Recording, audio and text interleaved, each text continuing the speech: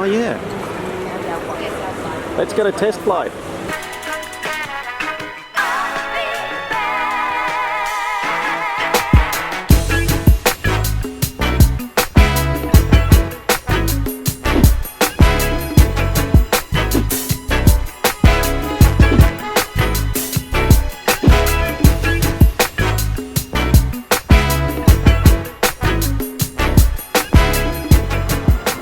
Quite nice here. Welcome to, this is the fairly new Terminal 4 here at Changi Airport in Singapore. This didn't open that long ago, and it's kind of one of the hubs built around the new Jewel complex that's been opened up here in Changi Airport, which is like a retail shopping area. It's that big glass dome that you'll see whenever you're anywhere near the airport here in Singapore. But Terminal 4, where we are today, this is where we're getting a flight to Bangkok first of all, and then heading on from Bangkok to Luang Prabang, traveling with a new carrier today, someone I've never actually ever flown with. But if you're going to be flying around Southeast Asia, it's likely at some point you're probably going to take a ride on board Air Asia, and that's what we're doing today.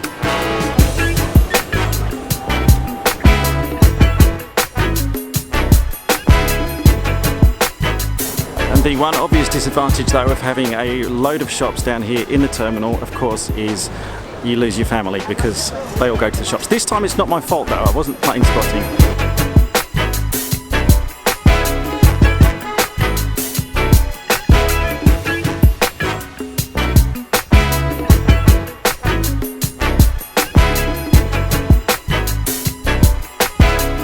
So T4 serves a few airlines. Air Asia and Cebu Pacific are probably some of the bigger ones that you'll fly with if you're coming through T4. It's actually a really good terminal. There's a big food court upstairs, lots of shops down here on the ground level, and getting through departures is actually quite straightforward because it's very automated. There's a lot of kiosks, and basically you can go through the whole thing. If you've got a Singaporean passport, or if you had your fingerprint scanned on the way into Singapore, if you're coming through T4, you can actually go through the automated check-in, the automated bag drop, and then the automated immigration, and then all you need to do is go through security in the normal way, and you're through here to the terminal. So it's actually very fast and very efficient, as you'd expect from Singapore.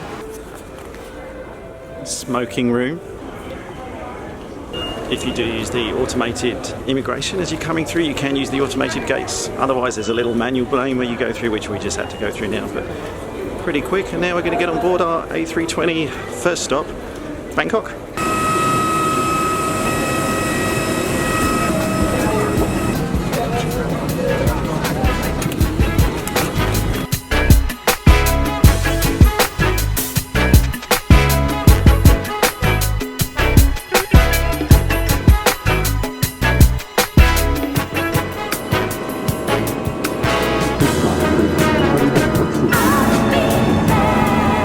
Interesting thing I've noticed about this A320 then that we're on with Air Asia is there's advertising everywhere.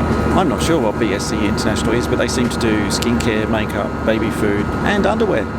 So being a low-cost carrier then, Air Asia have got food service pretty similar to what you'd be used to if you've flown, you know, British Airways, Jetstar.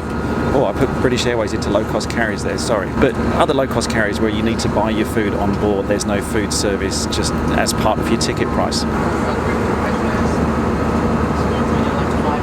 I'm not sure exactly what the seat pitch measurement is, like basically the leg room that you have on the seat on this flight. I'll put it up here, so I'll look at it when I'm editing this video and I'll put up the seat pitch. But it seems pretty small compared to some other, even other low-cost carriers here in economy class. For me, being 6'2", your knees are pretty much touching. There's not really much room in between the seats to stretch your legs out. We'll be landing at our destination.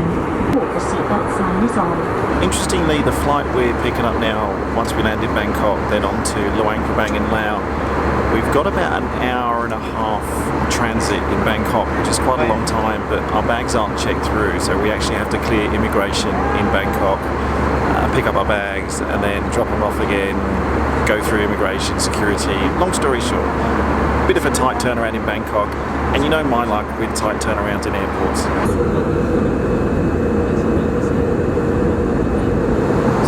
asking what app that is, I use on my phone just to get the position and altitude whenever we're flying. That's just AvPlan EFB. That's my flight planning tool that I use.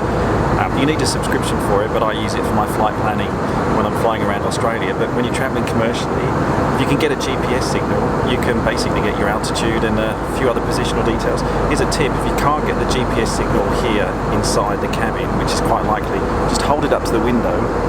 Sorry. Hold it up to the window, give it a couple of seconds, you can normally get a GPS signal that way. Sorry.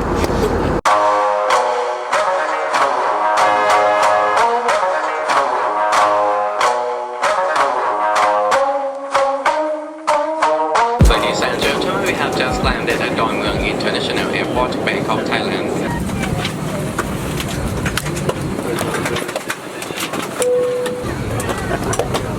Thank you, bye. Bye, sir. And welcome to Bangkok. Okay, now as I said before on the plane, we have to actually go through immigration, which I've just done. The others are still going through, but I'm going to pick up our bag because we don't have long to get through the airport here before we have to go back through immigration again and kind of do the whole thing all over again, which seems really backwards. I don't know, we couldn't go through transit, we couldn't check our bags through, even though we're flying Air Asia all the way through. They didn't let us check our bags through, so we have to get out here in Thailand, do the whole process, there's our bag there, do the whole process, and then get back on another plane and actually head to Laos. Alright, one bag now. Let's go through immigration again. We made it. Alright. You don't want to come to Thailand? We go. Yeah.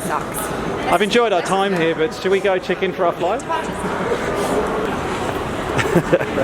Well, this is hectic.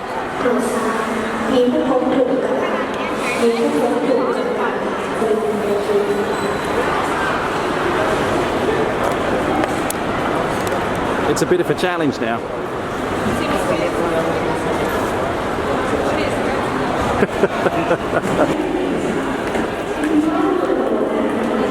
Okay, that took about 45 minutes to get from basically off the aircraft, out of immigration, through immigration, you know, all the stuff that you've just seen. It takes about 45 minutes. So just a warning, if you are traveling with Air Asia and you're booking two separate flights, you don't have a transit through an airport, make sure you give yourself enough time for that connecting flight to get in and out, pick up your bags, whatever you're doing to get through the airport. Otherwise, it's basically 1:14 and we're boarding at 1:15, so any delays could have really hampered us there, but at least we're here now.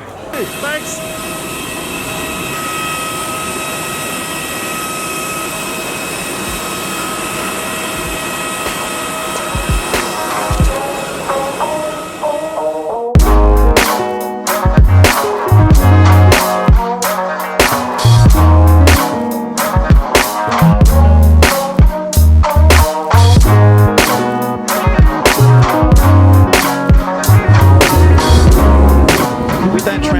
Bangkok Airport then. Another reason why that happened, I think, is because when we booked these two flights, the flight from Singapore to Bangkok and then Bangkok to Luang Prabang, they're actually booked as two separate flights. And the reason why it wasn't all done on one booking is because on the Air Asia website, when I booked the tickets, you can't do it. You can't do it as one flight. So I had to book two separate legs, basically independently, and then jump from one to the other. So there was no way on Air Asia to say, I want to go direct from Singapore to Laos via Bangkok. You had to do it as two flights. If anyone watching, if any of you know why that's the case, why we had to go out through immigration at Bangkok, or why you can't put the two flights together, or why you just can't book them all as one flight all the way through with Air Asia, whether it's the same with other carriers as well, I'd love to know. Anyway, the good news is we made it. It's a beautiful day, now we're above the clouds, beautiful blue skies, and we're heading to Laos.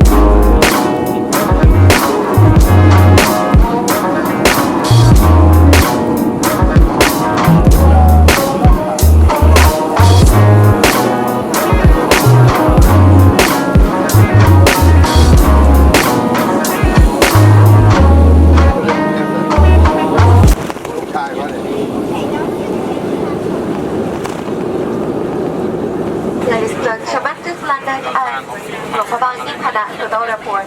The local time here is 3:15, which is the same time as Thailand local time.